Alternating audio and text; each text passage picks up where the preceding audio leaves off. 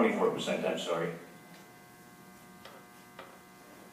Then Riverside Center 3 in TID 11 again at 32% incentive. Riverside Center 2, which is now amending the original Riverside Center 2 agreement in TID 11 again at a 5% incentive. Riverside Center 3, which amended Riverside Center 2 and the original Riverside Center 3, had a 32% incentive in TID 11.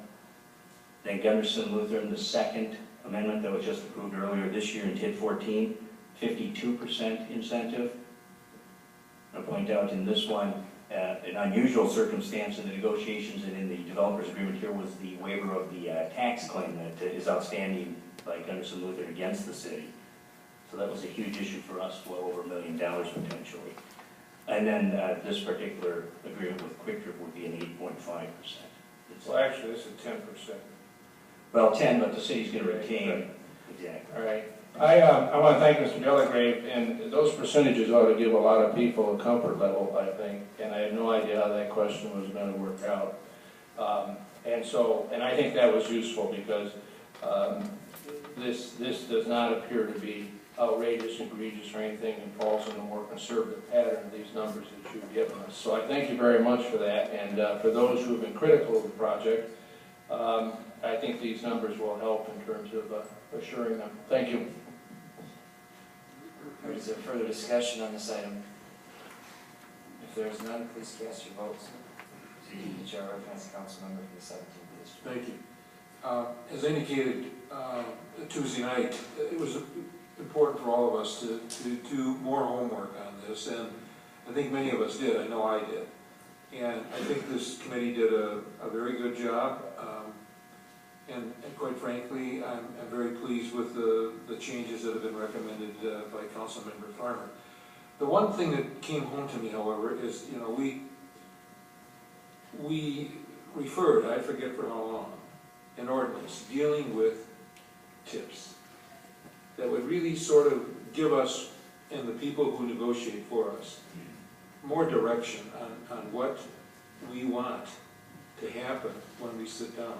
It would also give direction to developers from the standpoint of if in true fact this is going to be gap financing, then the developers to some degree have to open their books and convince us that it is truly gap financing. That ordinance has been referred, and I don't know for how long, but it was referred because we got in the middle of this thing.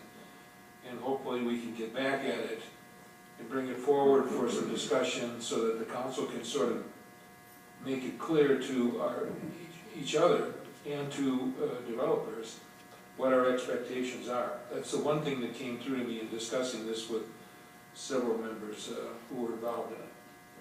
So I would encourage us to move forward with this and hopefully get at the business of developing an ordinance that provides us more direction. Thank you. Is there further discussion on this item? If there is none, please cast your votes.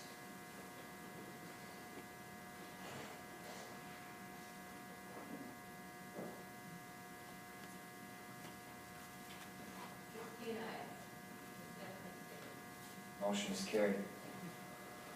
On the balance of these items, is there any discussion? All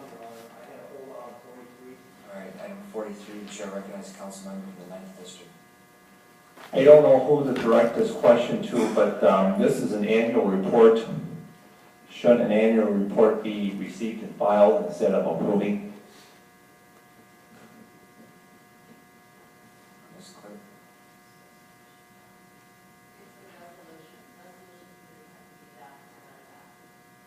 I fully understand that, but I guess in the future, if this, next year when this comes around, this report should not be in a form of resolution, because we don't do this with any other reports. This is the first one I see here, so I understand where the clerk's coming from. Since it's a resolution, we gotta either vote it up or down, but I guess in the future on this should be treated like all the other reports here.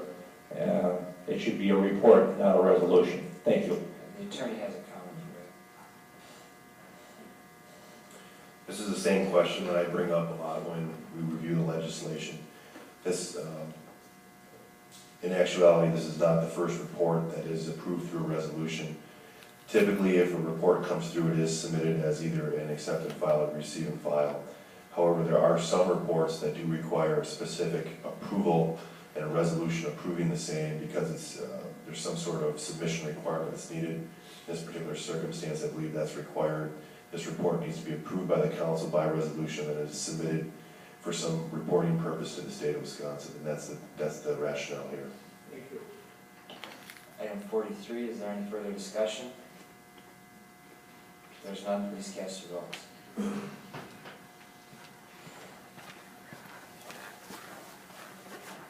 motion is carried.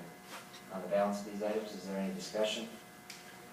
If there's none, please cast your votes.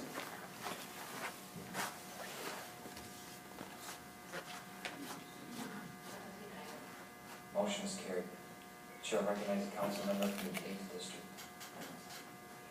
Thank you. Everything I have is recommended for adoption.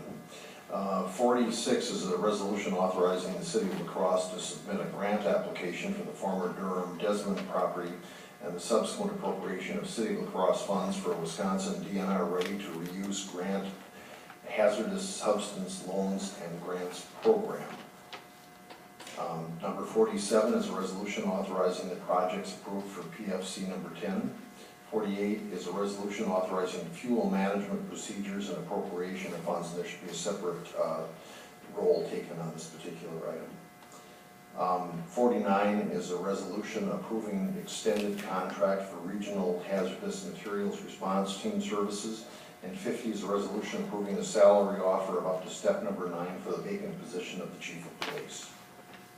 Is there discussion on these items? All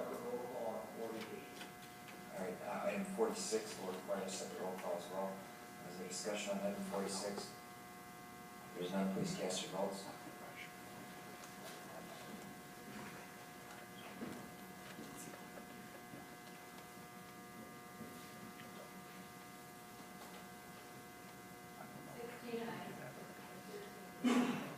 Motion is carried.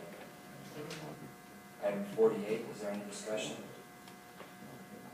If there's none, please cast your votes.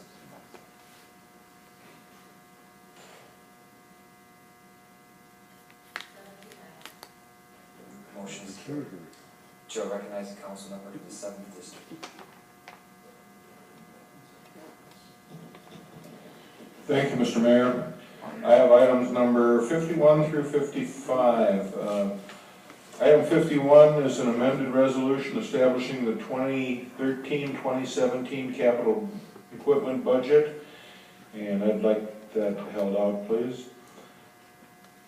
Item number 52 is an item recommended not to be adopted. That's a resolution approving the agreement between the City of La Crosse and the State of Wisconsin Department of Transportation for the installation of a GPS receiver at the airport.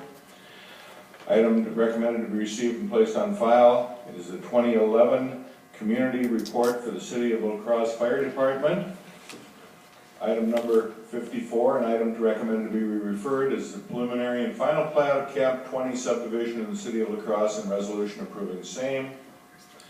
And Hold on.